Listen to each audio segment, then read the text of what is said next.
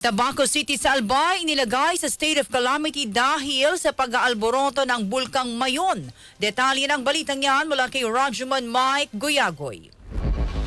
RMN Live Report! Inilagay sa state of calamity ang Tabaco City sa Albay dahil sa patuloy na pag-aalboroto ng bulkang Mayon. Ito ay matapos aprubahan ng sangguniang palunsod ng isang ordinansa na nagdedeklara ng state of calamity sa Tabaco City. Dahil dito maaari nang magamit ang Quick Response Fund ng LGU na magpapabilis sa disaster response operations sa mga apektadong komunidad.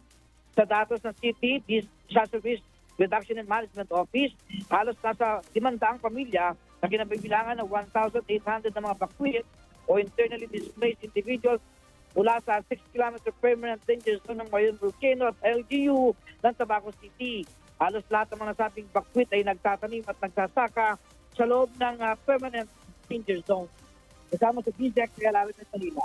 Radyo Mahal, may kuyawin ng RMN.